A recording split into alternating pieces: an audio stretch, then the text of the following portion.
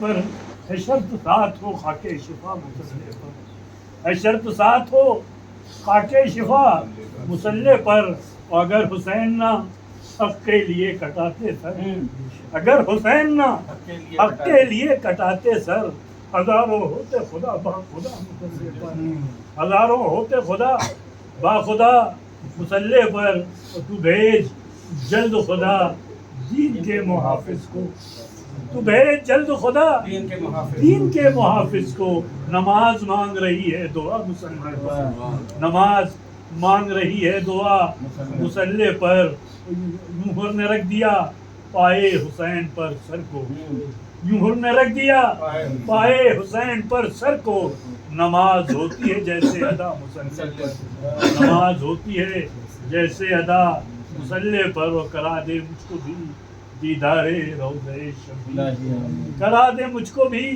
دیدار روضہ شبیر، دعا ہے شان کی صبح و مساء مسلح پر، ہر ایک غم کی ملے گی دوا مسلح پر، شرط ساتھ کو خاکے شفا مسلح پر۔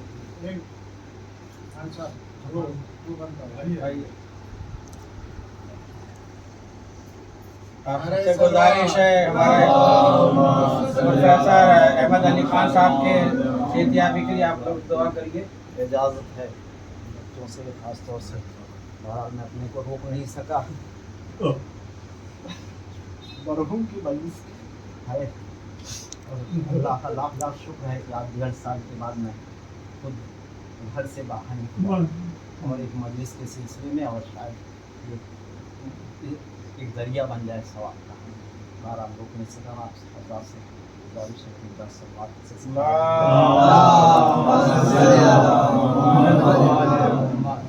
انیس کے ایک وہ ربائی صدقہ سے وہ اس کے بعد اگر لاکھ برس جئیں تو پھر مرنا ہے، اگر لاکھ برس جئیں تو پھر مرنا ہے، پیمانے عمر ایک دن بھرنا ہے، ہاں تو شے آخرت مہیا کر لے، غافل تجھے دنیا سے سفر کرنا ہے۔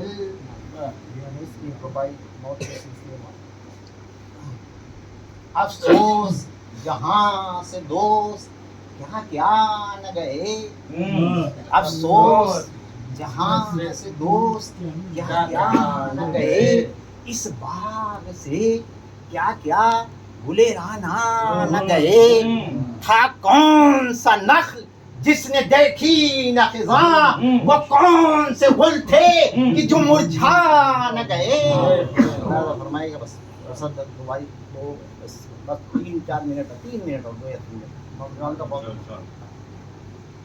تعریف میں امام کی تعریف ہے، معصومین کی تعریف ہے۔ بہرحال یہ امام حسین علیہ السلام کے سلسلے میں، ولادت کے سلسلے میں میر انیس صاحب نے لکھا تھا کلام، تعریف میں چشمے کو سمندر سے ملا دوں، قطرے کو جو دوں آگ تو گوہر سے ملا دوں، ذرے کی چمک بحر منور سے ملا دوں، خاروں کو نزاکت میں گلے تر سے ملا دوں، گلدستہ معنی کو نئے ڈھنگ سے باندھوں، ایک پھول کا مضمون ہو تو 100 رنگ سے باندھوں۔ ایک پھول کا مضمون ہوتا ہے 100 رنگ سے باندھوں۔ آج کل کے زمانے کے حساب سے دیکھیے، اس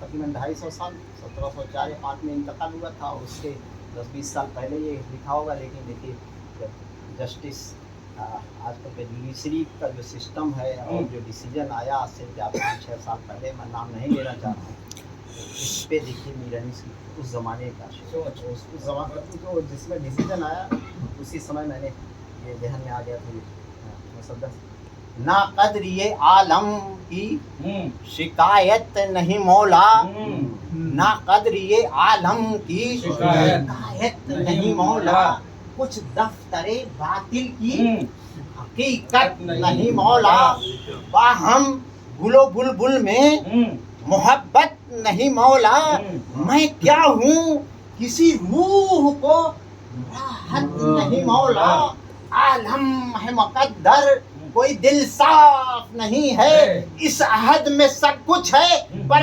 انصاف نہیں ہے، انصاف نہیں ہے۔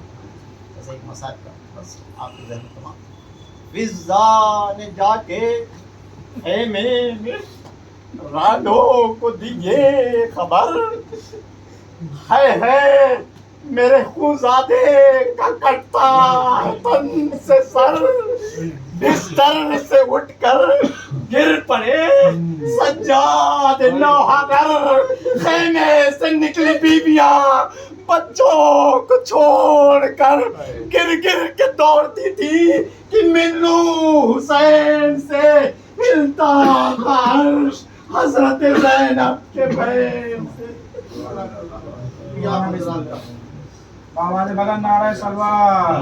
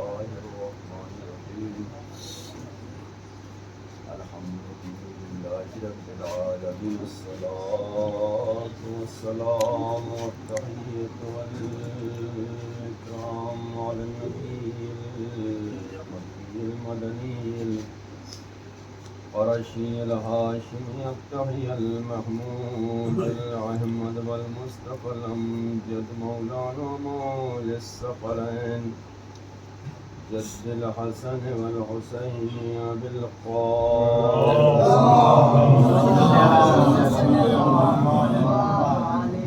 وعلى أهل بيته الطيبين الطاهرين المعصومين المظلومين، ولعنة الدائمة على أعدائهم أجمعين من الآن إلى قيام يوم الدين. أما بعد، وقد قال الله تبارك وتعالى في قرآنه المجيد وهو أصدق الصادقين وقوله الحق. بسم الله الرحمن الرحيم. يا أيها الذين هادوا إن زعمتم أنكم أولياء لله من دون الناس فتمنوا الموت إن كنتم صادقين.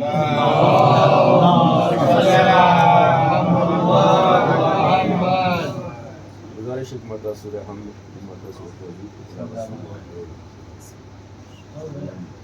سارا رفیق العباس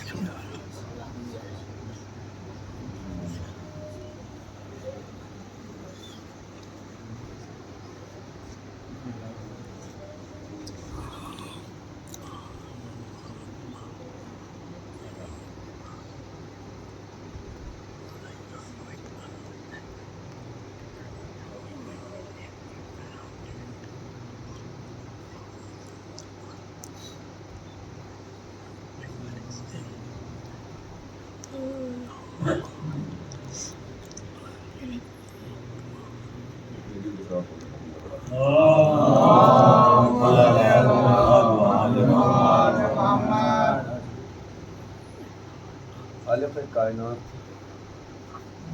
मालिक अर्ज़ व समा अपनी पाक व पाकीज़ा किताब कुरान करीम में इरशाद फरमा रहा है, या अय्युहल्लज़ीना हादू इन ज़अमतुम अन्नकुम औलियाउ लिल्लाहि मिन दूनिन नास व तमन्नौल मौत इन कुंतुम सादिक़ीन।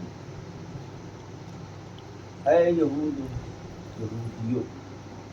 या अय्युहल्लज़ीना हादू, ऐ यहूदियों, इन ज़अमतुम, अगर तुम ये गुमान करते हो, अन्नकुम औलियाउ लिल्लाह मिन दूनिन नास, कि बस तुम ही अल्लाह के दोस्त हो और दूसरों में, लोगों में कोई दूसरा अल्लाह का दोस्त नहीं। फतमन्नहुल मौत, तो तुम अपनी मौत की इन कुंतुम सादिक़ीन, अगर तुम अपने दावे में सच्चे हो। चूँकि जाहिर सी बात है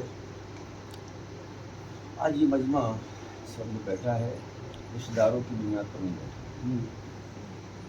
कुछ चंद लोग हैं जो उनके अजीज रिश्तेदार, और सब उनका हल्क़ा अहबाब है बेशक, और हल्क़ा अहबाब में कमाल था मरहूम का। मरहूम का फ़ज़ाइल नहीं पढ़ो, लेकिन उनकी खुसूसियात जो थी मौजूद शुरू करूँगा। उनकी अहम खुसूसियात में से अहम ख़ासियत ये थी, उनका हल्क़ा अहबाब भी वसी था, और उस हल्क़ा अहबाब में लोग क्या करते हैं, अपने स्टैंडर्ड को देखते हैं, ये हमारा स्टैंडर्ड का है नहीं। मरहूम की ख़ास बात ये थी कि हल्क़ा अहबाब में करोड़पति भी थे, मिडिल क्लास तबका भी था, ग़ुरबा भी था। वाक़यान जो मासूम का कौल है समझ में आता है कि अल्लाह के चाहने वाले, अल्लाह के नेक बंदे हैं, के ख़ास चाहने वाले की मौत से कभी कभी उन बातों की तस्दीक होती है, उनका आया हदीस की तशरीह हो जाती है कि जियो तो इस तरीके से कि लोग उनसे मुलाकात की तमन्ना करें, मरो तो तुम्हारे मरने पर लोग। मैंने नहीं देखा कल किसी एक बंदे, वैसे तो हर मौत पे इंसान होता है, लेकिन किसी एक बंदे में ये अरे हो गया होगा ना, हर बंदे को अफसोस था। क्योंकि होता क्या है, नेमत की कद्र जब रहती है तब नहीं होती। कल इस बात का एहसास हुआ। बहरहाल खुसूसियात और भी बहुत सारी हैं जो इसमें अगर बयान की जाएंगी तो मुमकिन है कि बाद में कहा कि साहब आप उन्हीं का जिक्र कर रहे हैं। खुसूसियात मैं ये नहीं कह रहा हूँ कि आप, लेकिन जो मासूमीन के अक़वाल थे, लेकिन हम उलमा भी, यहाँ मौलाना शाह हुसैन साहब भी बैठे थे, हल्क़ा अहबाब में आते हैं। मैं ख़ुद उनके हल्क़ा अहबाब में कोई रिश्तेदारी नहीं थी, लेकिन हल्क़ा अहबाब इतना वसी था उनका। और वाक़ईन आज यहाँ पर अक्सरियत जो है जवानों की दिखाई दे रही है, बुज़ुर्गों से भी इस तरीके से अंदाज से गुफ्तगू करते थे, इतनी नरमी थी, मुलायमत थी गुफ्तगू में, बातचीत में, कि हर इंसान खिंचा हुआ चला जाता था। अब यकीन मानिए, मैंने कल मेरे दोस्त से जिक्र किया, उसको भी मैं बात करता हूँ। अभी हमारे उनके बहनोई मुंबई से आए, एक साहब झांसी से आए। मुझे नहीं मालूम था कि निसार आप भी हमारा जिक्र भी वहाँ करते हो। तो कहना ये था कि मौलाना वो जब 2 दिन के लिए भी गए, 2 दिन में 10 मरतबा आपका जिक्र होता है। तो इस तरीके से दोस्ती, ये नहीं कि हमारी तरफ से खाली दोस्ती थी ना, हक़ की दोस्ती निभाते थे। एक ख़ास बातों में से हुई। और मैंने कल एक अपने दोस्त को फ़ोन किया, मैंने कहा यार ऐसा ऐसा हो गया, तो उससे मैंने जिक्र कर रखा था निसार आप का, और वो जो आप जिक्र करते थे, आप जब भी आश्रय में आते थे उनका जिक्र ज़रूर करते थे। तो वाक़या शख्सियतें ऐसी भी होती हैं। अब ये अमानत है, बेशक अजीज़ों से मैं कहना चाहता हूँ, अमानत है, ज़िंदगी अल्लाह की अमानत है, और साहिब अमानत जब चाहता है अपनी अमानत को वापस ले लेता है। लेकिन कुछ हादसात ऐसे होते हैं जिस पे हर आँख अश्कबार होती है, और ये इस्लाम की बुनियाद पर नहीं होता। یہ انسانیت کی بنیاد پر ہوتا ہے. اب اس میں نہ مذہب کی قید ہوتی ہے نہ ملت کی قید ہوتی ہے. کتنے ایسے ہوتے ہیں جو ہمارے ہم مسلک ہو کے ہم پر گریہ نہیں کرتے ہیں, دوسرے مذہب کے ہم پر گریہ کرتے ہیں. کتنے ایسے غیر مذہب ہوتے ہیں جن پر ہم گریہ کرتے ہیں. مذہب سے کوئی تعلق نہیں ہے, لیکن اخلاق کردار انسان کا ایسا ہو کہ وہ کردار بولے کہ ہم اہل بیت کے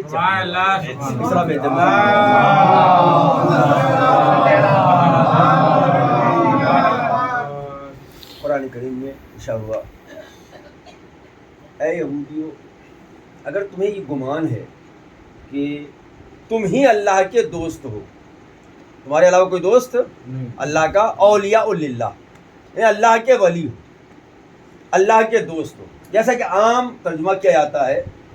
لیکن یہاں پر چونکہ عام ترجمہ اس لیے میں بھی دوست کا ترجمہ کر رہا ہوں, حالانکہ ولی کا ترجمہ یہاں پر دوست کا نہیں, ولی دوسری معنی میں ہے. اولیاء تم ہی اللہ کے چہیتے ہو, اللہ کے پسندیدہ ہو, دوسرا کوئی. فَتَمَنَّوُا الْمَوْتَ إِن كُنتُمْ صَادِقِينَ, اگر تمہارا دعویٰ اللہ سے دوستی کا ہے, اللہ کی نزدیکی کا ہے, اللہ سے قرب کا ہے, فَتَمَنَّوُا الْمَوْتَ, تم موت کی تمنا کرو, موت کی آرزو کرو اگر تم اپنے دعوے میں سچے ہو. تو اس کا مطلب یہ ہے موت انسان کو اللہ سے قریب تر کر دیتی ہے,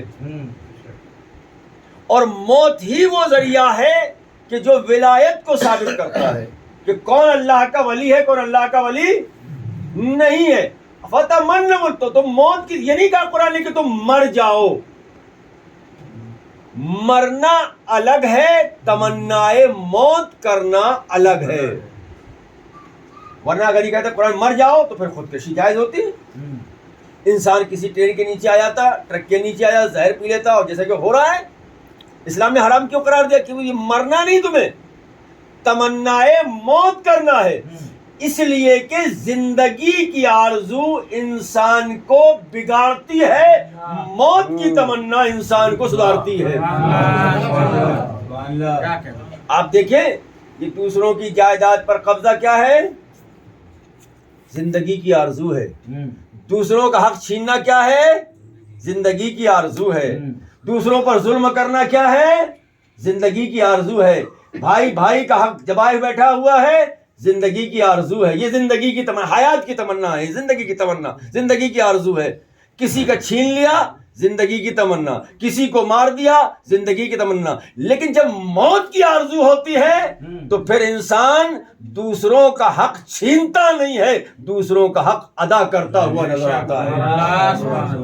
اسی لیے اسلام نے کہا فتمنوا الموت, تو تم موت کی تمنا کرو, موت کی آرزو کرو. اس لیے کہ تمنا موت انسان کو سدھارتی ہے, زندگی کی آرزو انسان کو دوسرے راستوں پر لے کے چلی جاتی ہے. اب بالکل سامنے کی باتیں ہیں جو آپ دیکھتے رہتے ہیں. یہی لوگ کہتے ہیں اس طریقے سے انسان جو ہے ظلم کر رہا ہے, جیسے لگتا یہ ہے کہ اس کو مرنا ہی نہیں ہے. یہ جو لفظ ہم کہہ رہے ہیں اس بات کی دلیل ہے کہ اس کے اندر تمنا حیات ہے, زندگی کی تمنا ہے. اب زندگی کی تمنا قرآن کیا کہہ رہا ہے؟ فتمنوا الموت, تو تم موت کی تمنا کرو. اب ہم دیکھتے ہیں کہ ہم ہوں, آپ ہوں, کوئی بھی ہو, مرنا کوئی بھی نہیں چاہتا. کوئی چاہتا ہے مرنا؟ اگر ہم کہیں کہ نہیں مولانا ہم مرنا چاہتے ہیں تو ہاسپٹلوں میں جا کے دیکھ لیجیے. یہ آرزوی زندگی ہے نا, زندگی کی تمنا ہے نا, زندگی کی آرزو ہے نا. یہ اسپتالوں میں بھیڑ کا لگنا اس بات کی دلیل ہے کہ ہر انسان زندگی چاہتا ہے, موت نہیں چاہتا ہے. اگر ہم یہ چاہتے ہیں کہ ہم اللہ کی دوستی ثابت کریں تو ہمیں اپنے اندر تمنائے موت پیدا کرنا پڑے گی. اب تمنائے موت ظاہر کیسے ہوگی اس کو انسان کو موت تمنا ہے؟ اس لیے کہ جب انسان کو موت کی تمنا ہوگی, آرزو ہوگی, تو نیک کام انجام دے گا, برے کاموں سے بچے گا. کیوں؟ اس لیے کہ مرنا ہے تمنا ہے موت. ہمیں بھی ایک دن مرنا ہے. ہمیں کب مرنا ہے کسی کو نہیں معلوم. اور ہر انسان کی موت دوسرے کے لیے عبرت ہوا کرتی ہے. کوئی یہ نہ سمجھے کہ موت صرف بڑھاپے میں آتی ہے. نہیں، یہ تو زندگی اس کی امانت ہے. بچپن میں چاہے گا تو لے لے گا، جوانی میں چاہے گا تو لے لے گا، ضعیفی میں چاہے گا تو لے لے گا. اس لیے کہ موت اس کی امانت ہے. اب کمال یہ ہے کہ جیسی امانت اس نے دی ہے اگر اس سے بہتر واپس نہ کر سکے تو کم از کم جیسی ملی ہے ویسے ہی تو واپس کر دیں. ویسے ہی تو واپس کر دیں. اب علی کے سر پہ ضربت لگی کہاں؟ مسجد کوفہ میں. علی پیدا ہوئے کعبے میں. ضربت کہاں لگی؟ مسجد کوفہ میں. چونکہ زندگی اللہ کی امانت ہے. علی نے خیبر میں نہیں کہا کہ علی کامیاب ہو گیا. علی نے خندق میں نہیں کہا کہ میں کامیاب ہو گیا. علی نے صفین میں نہیں کہا کہ میں کامیاب ہو گیا. عمرو بن عبدود کے سینے میں سر چڑھ کے اس کا سر تن سے جدا کر دیا. یہ نہیں کہا کہ آج علی کامیاب ہو گیا. کب کہا علی نے کامیاب ہو گیا؟ جب سر پہ ضربت لگی تو آواز دی. کیا فرمایا؟ فزت برب الکعبہ. رب کعبہ کی قسم علی آج کامیاب ہو گیا. کیوں کہا علی نے؟ کہ جیسی زندگی اللہ نے ہمیں خانہ کعبہ سے دی تھی ہم اس سے بہتر بنا کے مسجد سے اس کے حوالے کر رہے ہیں. دیکھیں، یہ ہے موت. جو علی کا چاہنے والا ہے، اہل بیت کا چاہنے والا ہے، وہ کبھی بھی موت سے ڈرتا نہیں ہے. اسی لیے کیوں نہیں ڈرتا ہے؟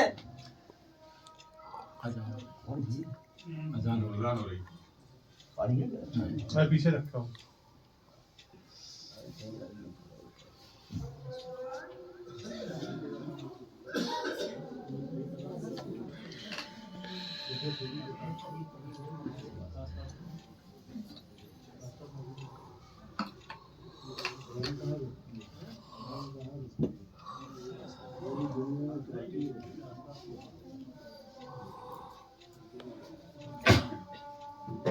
ایک اذان پہ رک جائیں گے، باقی تو ہوتی رہیں گی. اس کے تو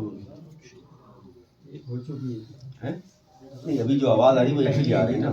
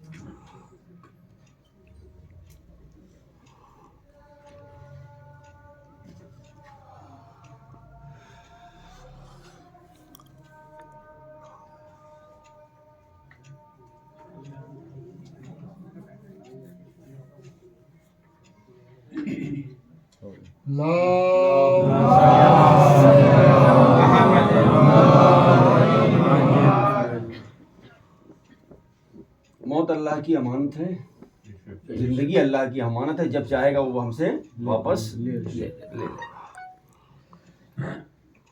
آج چونکہ پرسے زیادہ دینا ہے اس لیے باب فضائل میں کیا یعنی موت کے حوالے سے بس ایک بات میں عرض کروں گا، اور اس کے بعد کیونکہ زیادہ گفتگو مجھے کرنا نہیں ہے، اور نہ میں اتنا حوصلہ رکھتا ہوں کہ اتنے عظیم دوست کی مجلس میں باب فضائل میں زیادہ میں جا سکوں.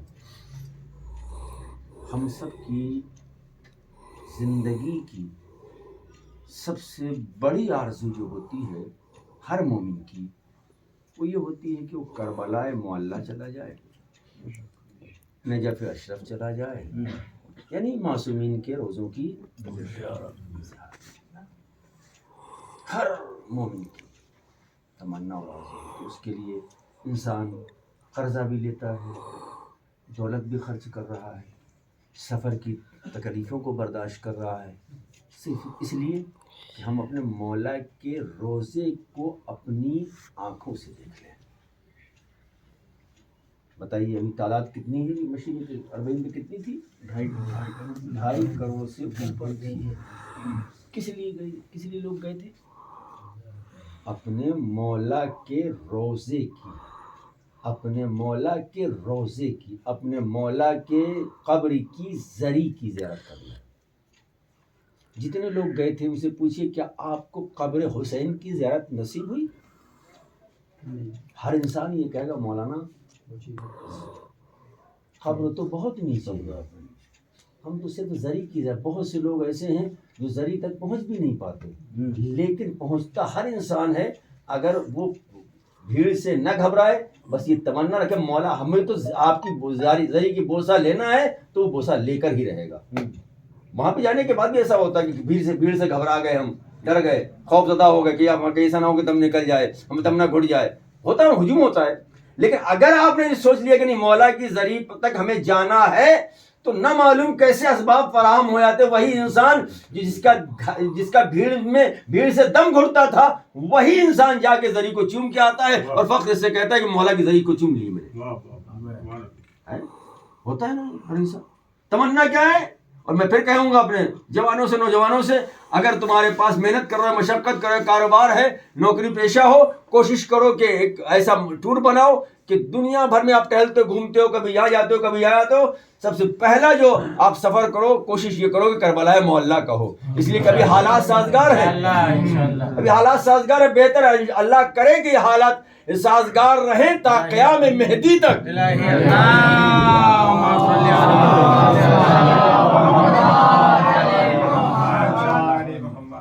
کوشش یہ کرے کہ یہ کام پہلی فرصت میں کر لے، اس لیے کہ نہیں معلوم۔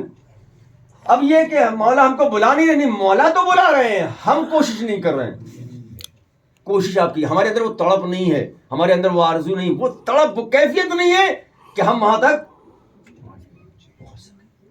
اور جن کے اندر ہے، غریب بھی ہوگا تب بھی مولا بلا لیتے ہیں، کیونکہ اب آج کل جہاں جب ظاہر سی یہ کسی کے یہ کوئی یہ سوچے کہ میں ایسا کر رہا ہوں، میں زیارت پہ اتنے لوگوں کو بھیج رہا ہوں، نہیں، یہ مولا نے تمہیں چن لیا ہے، منتخب کر لیا ہے کہ تم زائرین کو وہاں تک پہنچا سکو۔ یہ انتخاب کر لیا مولا نے، اس کو تو شکر ادا کرنا چاہیے مولا کا، شکر گزار ہونا، یہ کہ فخر کرے، مواحد کرے کہ نہیں ہم نے اتنوں کو بھیجا، ہم نے اتنوں، نہیں، تم شکر ادا کرو۔ اور کسی کو بھیجو تو دوسرے کو خبر بھی نہ ہونے پائے، اس لیے کہ وہ امام کی زیارت ہے، یہ کسی غیر معصوم کی زیارت تھوڑی ہے، وہ تو معصوم کی زیارت ہے نا، امام کی زیارت ہے۔ تو تمنا کیا سب سے بڑی ہماری؟ مولا کے زری کی قبر کی زیارت۔ جائیں گے مقدر میں ہو تو بہت سے لوگ گئے ہیں، ہم بھی گئے ہیں، لیکن ہمیں قبر کی زیارت نہیں ہوئی۔ لیکن بہت کروڑوں میں 1 آدھ 2 4 10 لوگ ہوں گے جن کو یہ شرف حاصل ہے کہ مولا امام حسین علیہ السلام کی یا مولا عباس کی یا نجف اشرف میں قبر کی زیارت سے مشرف ہو سکے ہوں۔ لیکن جاتے ہیں، ہماری زیارت قصد یہ ہے کہ امام کی زیارت کے لیے جا رہے ہیں، توجہ رکھیے گا، موت ہے کیا، مومن کیوں نہیں گھبراتا، اہل بیت کا چاہنے والا موت سے کیوں نہیں ڈرتا؟ وہاں جاتا ہے، کتنا خرچہ ہوا اس کا، خالی اب اس وقت کربلا جائیں گے 70-80 تو خرچہ ہوگا نا، اربعین میں جا رہے 1,20,000 ہو رہا ہے، اور دیگر معصومین کے روزوں کی زیارت کے لیے جا رہے ہو تو کتنا ہو رہا ہے؟ 1.65 1.70 1.5 لاکھ، اس سے کم تو نہیں ہے نا کہیں۔ اتنا خرچہ بھی کر رہے ہو، سفر کی صعوبتیں بھی برداشت کر رہے ہو۔ اب امام فرماتے ہیں یا ہار حمدان، اے حارث حمدانی، میں ہر مرنے والے کے سرہانے آتا ہوں۔ بہت توجہ رکھیے گا، مومن کیوں نہیں موت سے دہشت کھاتا ہے، کیوں نہیں ڈرتا ہے، کیوں نہیں خوفزدہ ہوتا ہے؟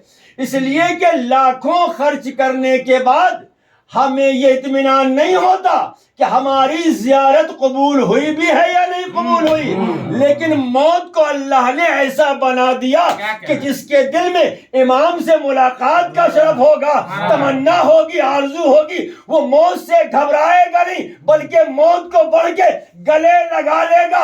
اب یہ کسی کا یہ اپنے اپنے مقدر کی بات ہے، کوئی بچپن میں امام سے ملاقات کر لیتا ہے، کوئی جوانی میں امام سے ملاقات کر لیتا ہے، کوئی ضعیفی میں امام سے ملاقات کر لیتا ہے، اس لیے کہ امام سے ملاقات ضرور ہوگی۔ یہ امام کا قول ہے۔ اے حارث حمدانی، میں ہر مرنے والے کے سراہنے آتا ہوں، مومن کے سراہنے بھی ہوتا ہوں اور غیر مومن۔ لیکن اب آپ نے ایک جملہ سنا ہوگا نا علماء سے، خطبہ سے، روحیں دو طرح سے قبض کی جاتی ہیں۔ کیسے قبض کی جاتی ہے؟ ایک اس طریقے جس طریقے پھول سے خوشبو، اور دوسرا یہ سب معلوم ہے نا، ایک ریشم والا کپڑا ڈال دیا تار کا درخت، کانٹوں والے درخت پر کھینچا جائے تو تار تار ہو جاتا ہے۔ ایک روح نکلنے کا یہ انداز ہے، ایک روح نکلنے کا کیا انداز ہے؟ پتہ بھی نہیں چلتا۔ پھول سے زندگی کی تمنا کیا تھی ہماری؟ امام کی زیارت ہو جائے۔ گئے زری کی زیارت کر کے آ گئے، زائر بن گئے ہم، ہے نا، زائر بن گئے ہم، زری کی زیارت کر کے آئے۔ امام کی زیارت ہوئی کسی کو؟ بہت مقدر والے ہیں، میں یہ نہیں کہہ سکتا کسی کو نہیں ہوئی۔ اسی مجمع میں ہمارا وقت کا امام بھی رہتا ہے، لیکن ہم پہچان نہیں پاتے۔ امام کی زیارت ہوتی ہے، لیکن اب کیا ہوتا ہے، یا موت میں کیا ہوتا ہے، وقت موت کیا ہوتا ہے؟ امام ہوتے ہیں۔ زندگی بھر جس چیز کی تمنا میں انسان زندگی میں مرتا رہا، زندگی بھر جس تمنا کو لے کے انسان مرتا رہا، موت کے وقت وہی تمنا مجسم ہو کے سامنے کھڑی ہوئی ہے۔ تمنا کیا تھی؟ مولا کی زیارت ہو جائے، قبر کی زیارت ہو جائے، زری کی زیارت ہو جائے۔ اب امام سامنے ہیں، ملک الموت بھی سامنے کھڑے ہوئے ہیں۔ جس نے زندگی بھر قبر کی زیارت کو سوچا، زری کی زیارت کو سوچا، یا زری کی زیارت نہیں ہو رہی ہے، یا قبر کی زیارت نہیں ہو رہی ہے، یہاں خود امام بنفس نفیس کھڑے ہوئے ہیں۔ اب مومن امام کی زیارت میں اتنا مصروف رہتا ہے، اتنا مشغول ہوتا ہے کہ اس کو پتہ ہی نہیں چلتا کہ جسم سے روح کب پرواز کر گئی۔ یہ وہ منزل ہے، یہ وہ مقام ہے۔ اسی لیے مومن کو کوئی خوف نہیں ہے موت سے، ڈر نہیں ہے موت سے، تمنا ہے ہر مومن کے دل میں جو واقعاً صاحبان ایمان ہے۔ قرآن کہہ رہا ہے فَتَمَنَّوُا الْمَوْتَ إِن كُنتُمْ، اگر تم اپنے دعوے میں سچے ہو تو موت کی تمنا کرو۔ دعویٰ کس بات کا ہے؟ کہ ہم اللہ کے ولی ہیں، اولیاء اللہ ہیں۔ اب کربلا میں سمجھ میں آیا کہ موت کیا ہے، حیات کیا ہے۔ کہ دیکھو جینا ہے تو حسین کی طرح جیو، مرنا ہے تو حسین کی طرح مرو۔ یہ زندگی وہ ہے جو یہ موت وہ ہے جو تمہیں شہادت دلائے گی۔ دوسری طرف بھی موت تھی، دوسری طرف بھی حیات تھی۔ اگر یزید کی طرح جیو گے، یزیدیوں کی طرح جیو گے تو یہی زندگی تمہارے لیے خراب ہے، بری ہے۔ لیکن اگر حسین کی طرح جیو گے تو یہی زندگی تمہارے لیے اچھی ہے۔ زندگی طے کرے گی کہ موت اچھی ہوتی ہے یا بری ہوتی ہے، یہ زندگی طے کرے گی نا۔ انسان کے اعمال ہی طے کرے گا کہ زندگی اچھی ہے یا بری ہے، موت اچھی ہے یا بری ہے۔ تو اچھی کب ہوگی؟ کہ جب حسین کے نقش قدم پر چلو گے۔ اور زندگی موت بری کب ہوتی ہے؟ کہ جب یزید اور یزیدیوں کی طرح زندگی گزارو گے۔ بہترین موت وہی ہے جو اہل بیت کی محبت میں آ جائے۔ من مات علی حب آل محمد مات شہیدا، جو شخص محمد اور آل محمد کی محبت میں مرتا ہے وہ شہید مرتا ہے۔ اللہ اکبر۔ بس میں نے گفتگو کو ختم کر دیا، اس لیے کہ نہ میرے اندر اتنا حوصلہ ہے اس کے بعد پڑھنے کا۔ صرف حالت جاکنی میں میرا مولا نہیں آتا۔ دو دوست تھے، انہوں نے آپس میں طے کیا یہاں جو بھی دوست ہیں ان کو بھی پرسہ ہوگا اور اس کے بعد پھر عزیزوں کا پرسہ ہوگا۔ وہ بہت قریبی دوست تھے. دونوں نے یہ طے کیا ہم میں سے جو پہلے مرے گا وہاں کے حالات سے ہمیں باخبر کرے گا. ایک دوست کا انتقال ہو گیا. 1 دن گزرا، 2 دن گزرا، 3 دن گزرے. رہتے گزرتے دوست خواب میں، اس کے بعد خواب میں آیا، بھائی تم نے اتنی دیر کیوں لگا دی؟ پھر اس نے وجہ بتائی کہ میں نے فلاں کام کیا تھا، فلاں بات کہی تھی، اس کی وجہ سے. کہ اب وہ سب باتیں چھوڑ دو، تم یہ بتاؤ کہ تمہارے ساتھ قبر میں کیا ہوا ہے. میں دوستوں کو پرسا یہیں سے دے دوں گا، اور اس کے بعد عزیزوں کی باری ہے. کہا جب مجھے قبر میں دفن کر دیا گیا، میں وہاں چلا رہا تھا، چیخ رہا تھا کہ یہ میرے ساتھ کیا کر رہے ہو؟ مجھے قبر کی گہرائی میں تنہائی میں کیوں چھوڑ کے جا رہے ہو؟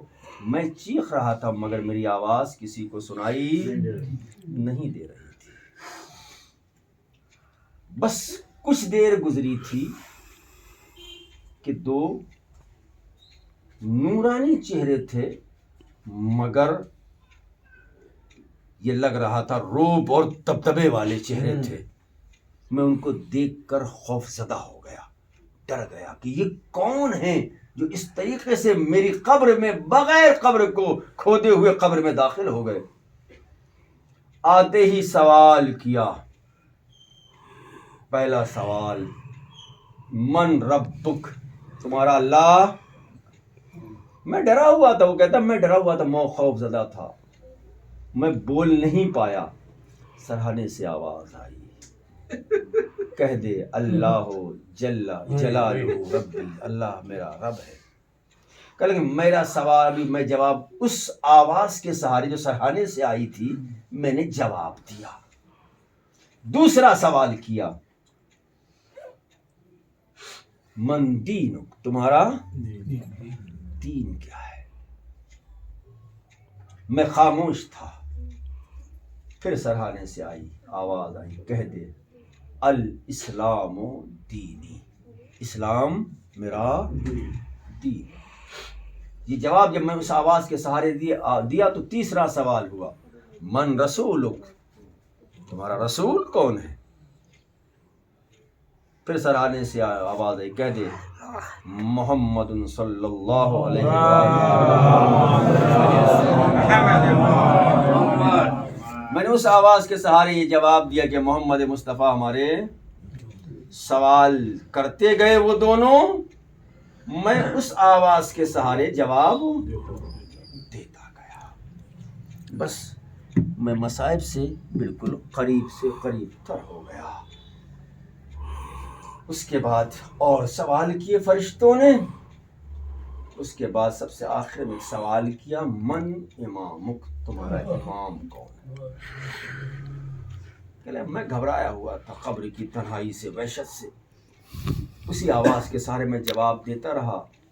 جب فرشتوں نے پوچھا تمہارا امام کون ہے تو سرہانے سے آواز آئی، کہہ دے علی ابن ابی طالب امامی، علی ابن طالب ہمارے. کہہ لگے جب امام کا سوال دوست سے بیان کرتے، جب امامت کا سوال ہوگا تو ایک سوال نہیں ہوگا، یاد رکھنا پورے 12 کے 12 سوال ہوں گے. تمہارا پہلا امام کون ہے؟ کہ میں نے جواب دیا کہ علی ابن ابی طالب. پھر فرشتوں نے کہا تمہارا دوسرا امام کون ہے؟ پھر سرہانے سے آواز آئی، کہہ دے حسن مجتبیٰ امام ہے، حسن مجتبیٰ ہمارے دوسرے امام ہیں. جب میں نے دوسرے امام کا نام بتایا پھر فرشتوں نے سوال کیا تمہارا تیسرا امام کون ہے؟ کہنے لگے میں گھبرایا ہوا تھا لیکن سرہانے سے آواز آئی، کہہ دے حسین شہید کربلا امامی، حسین جو شہید کربلا ہے وہ ہمارے تیسرے امام ہیں. کہنے جیسے ہی میں نے اپنے تیسرے امام کا نام سنا، میں جواب دینا بھول گیا، میں رونے لگا، میں گریہ کرنے لگا، میں گریہ کرنا جیسے جیسے میں گریہ کر رہا تھا تو سرہانے سے جو آواز ابھی تک آ رہی تھی جواب دینے کی، وہ آواز گریے میں تبدیل ہوئی۔ اس کا جب گریہ بلند ہوا میرا بھی گریہ بلند ہوا۔ ایک مقام وہ آیا کہ سرہانے سے گریے کی آواز بہت زیادہ بلند ہوئی اور خاموش ہو گئی آواز۔ ایک مرتبہ فرشتوں نے کہا اے صاحب قبر اب تو خاموش ہو جا، اس لیے کہ تیرے رونے سے علی ابن ابی طالب غش کھا گئے ہیں۔ عزیزو اتنا دوستوں کا حلقہ ہے باب ہے، سب پرسہ دینے کے لیے آئے، بیٹے کو سب پرسہ دیں گے، گھر والوں کو خواتین پرسہ دیں گے، بیٹی کو گھر والے عورتیں خواتین پرسہ دیں گی، ارے زوجہ کو خواتین پرسہ دیں گی۔ آپ کو کچھ یاد آیا؟ ارے مجلس سموم میں اتنے لوگ آ گئے مگر ہائے کربلا میں حسین، ارے 3 دن تک جنازہ ارے بے گولا کفن پڑا رہا۔ اجرکم اللہ، خدا تمہیں کوئی غم نہ دے سوائے غم سید الشہداء کے۔ جانتے ہو دوست کی یاد کب آتی ہے؟ دوست کی یاد کب آتی ہے کہ جب انسان مصیبتوں میں گر جاتا ہے۔ حسین کربلا میں جب مصیبتوں میں گرے، ارے حبیب ابن مظاہر کو خط لکھا، ارے میرے بچپن کے دوست، ارے تمہارا دوست مصیبت میں ہے، ارے جلدی آؤ۔ پوری تفصیل میں نہیں جانا عزیزو، دوست کو پرسہ دے دیا۔ ہاں بھائی بھی موجود ہے نا، کچھ یاد آیا؟ ارے ایک بھائی گیا نا، دوسرا بھائی کھڑا تھا نا، ارے جنازے کو کندھا دینے کے لیے، غسل دینے کے لیے، مگر کربلا میں حسین سے پوچھو جب حسین قتل کر دیے گئے، عباس نہر القبا پر، نہر فرات پر، ارے شانوں کو کٹا کے یاد کیا ہے نا حسین نے بھائی کو کیسے یاد کیا معلوم ہے؟ بس اسی پرسے میں مجلس شروع کر دوں گا۔ جانتے ہو کیسے یاد کیا حسین نے؟ حسین لڑتے فرات کے قریب پہنچے، دیکھو بھائی کیسے یاد آیا حسین کو، کتنی تڑپ پیدا ہوئی حسین کے اندر۔ ایک بار جیسے بھائی لڑتے لڑتے فرات کے قریب پہنچے، اپنے 32 سال کڑیل جوان اپنے 32 سال بھائی کو دیکھا جس کے شانے نہیں ہیں، قلم ہو چکے ہیں، عزیزو سر پہ گرز لگی ہے۔ ایک مرتبہ حسین غیظ میں آیا، تاریخ لکھتی ہے کہ حسین نے ایک شدید حملہ کیا، دشمن بھی محو حیرت تھا، ملائکہ بھی محو حیرت تھے۔ ایک مرتبہ آواز دی حسین نے، ارے تم نے میرے بھائی عباس کو ارے قتل کیا ہے، اگر تم میں کسی میں مجال ہو تو اس خط کو پار کر کے دکھائے۔ ہاں عزیزو جب بھائی جاتا ہے نا تو بھائی کی کمر ٹوٹ جاتی ہے۔ حسین نے یہی تو کہا تھا، الآن انکسر ظہری آخی، اے بھیا تمہارے مرنے نے میری کمر کو توڑ دیا۔ ہاں عزیزو اب تفصیلی مسائل تو میں نہیں پڑھ سکتا ہے نا۔ ہاں عزیزو بہنوں کو پرسہ دینا ہے، آپ کو کچھ یاد آیا؟ آپ کو کچھ یاد آیا؟ پہلے دور تھی خبر ملی بھائی کا انتقال ہو گیا، اپنے شوہروں کو جلدی سے تیار کیا، مجھے میرے بھائی کے جنازے میں جانا ہے، مگر تمہیں بھائی کا جنازہ بھی مل گیا، ارے بھائی کی صورت دیکھنے کو بھی مل گئی، مگر تمہارا بھائی تلواروں سے زخمی نہیں تھا، ارے نیزوں سے زخمی نہیں تھا۔ کربلا میں ایک بہن تھی جو تلے زینبیہ میں کھڑی تھی، حسین زخموں سے چور تھے، آواز دی زینب نے، آنتا یا اخی، کیا تم ہی میرے بھائی ہو؟ اتنے زخم تھے حسین پر کہ زینب کو یہ کہنا پڑا کیا تم ہی میرے بھائی ہو۔ ہاں عزیزو یقیناً عالم یہ ہوتا ہے جب بھائی مرتا ہے نا تو بہنیں بہت غم میں مبتلا ہوتی ہے، بہت بڑی مصیبت ہوتی ہے بہنوں کے لیے، اس لیے کہ بہنیں جو ہے بھائیوں پر بہت اعتبار کرتی ہے، بہت بھروسہ کرتی ہے۔ یہ کوئی زینب سے پوچھے.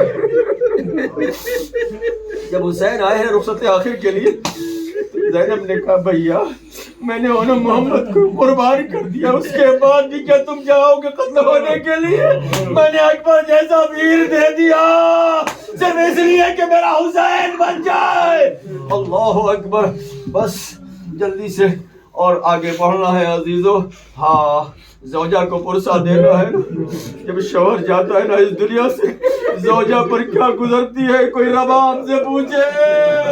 جب ہمارے بہن کے موقع پر رباب ارے کربلا پہنچی ہے نا رہا ہو کے اپنے کو اپنے والی کے قبر پر گرا دیا. اے میرے والی وارث ارے اب میں مدینے جاؤں ارے تو کس بنیاد پر جاؤں؟ آپ کربلا میں سو رہے ہیں, میری ایک امانت آپ کے پاس ہے, ایک امانت زندان شام میں کھو گئی. بس میں منزل سے قریب ہو گیا. اب 2 پرسے رہ گئے, 2 پرسے رہ گئے. خدا نہ کرے بچے چھوٹے ہو, کوئی باپ اس دنیا سے چلا جائے. میں نے دیکھا ہے مرحوم اپنی بیٹی کو کتنا چاہتے تھے, اپنے بیٹوں کو کتنا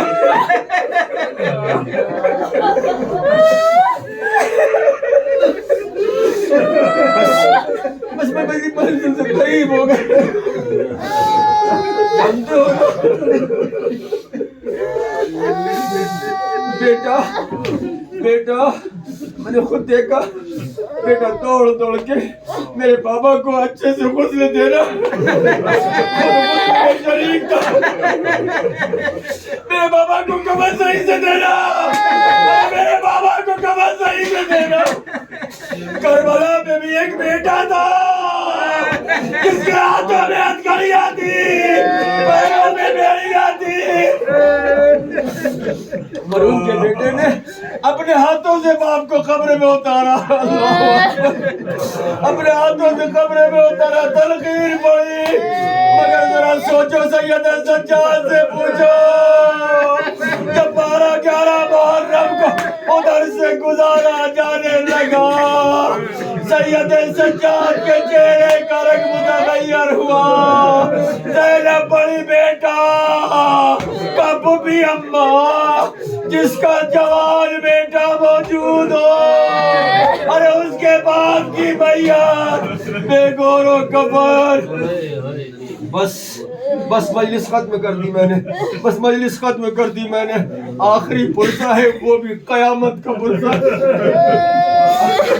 جس باپ کے گھر میں بیٹی ہوتی ہے نا, بیٹیاں باپ کے جنازے کی رونق ہوتی ہے نا. حسین نے کیا کہا تھا, معبود مجھے ایک بیٹی دے دے.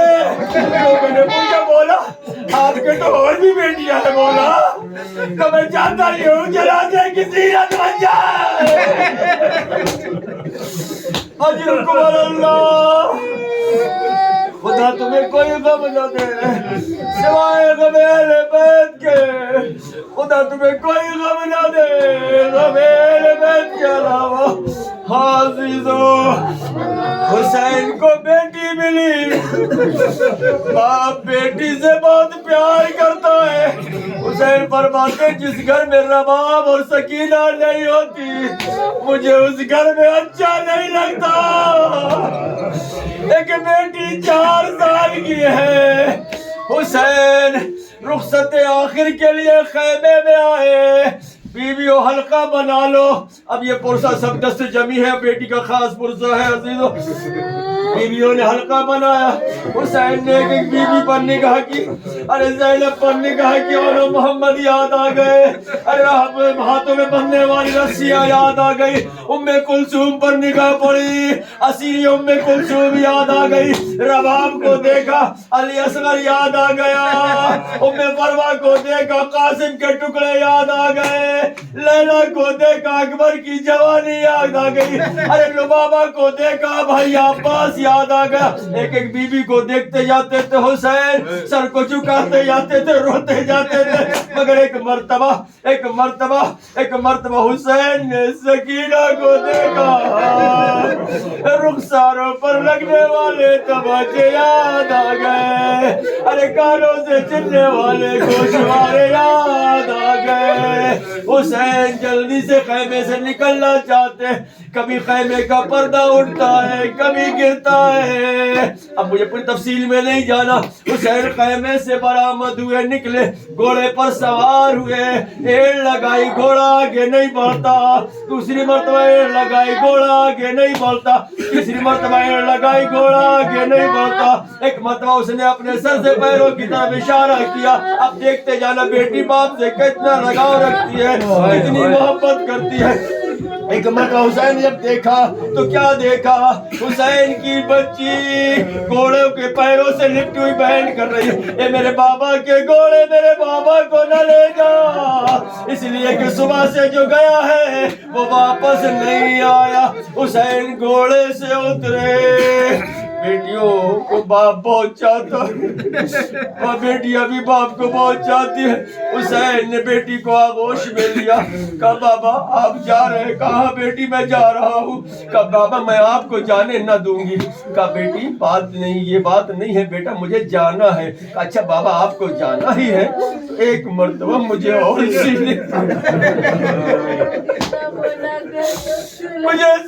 پہ سنا لو حسین، چلتی ہوئی زمین پر لیٹ گئے، اپنی بچی سکینہ کو سینے پہ لٹایا، سکینہ کی آنکھ لگی، اور جو سکینہ کی آنکھ کھلی بربادی، بابا میں آپ کو نہیں روکوں گی۔ کہا بیٹی ابھی تو تم منع کر رہی تھی۔ کہا بابا میری آنکھ لگی، میں نے دادی کو دیکھا، دادی کہتی ہے بیٹا سکینہ اپنے بابا کو نہ روکو، اس لیے کہ تمہارا بابا ارے بہت پیار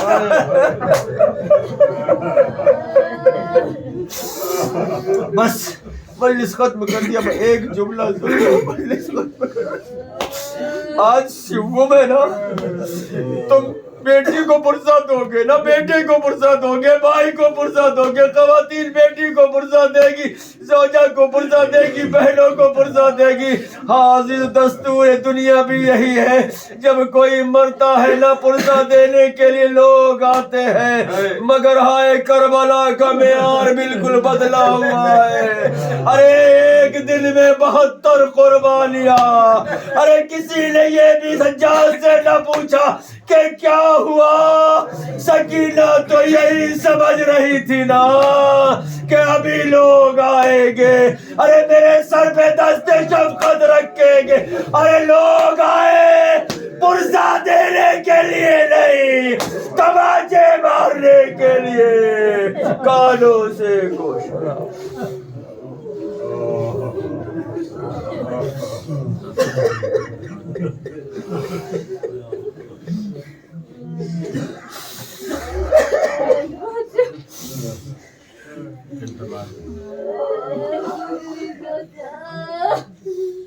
اللہ رب اللہ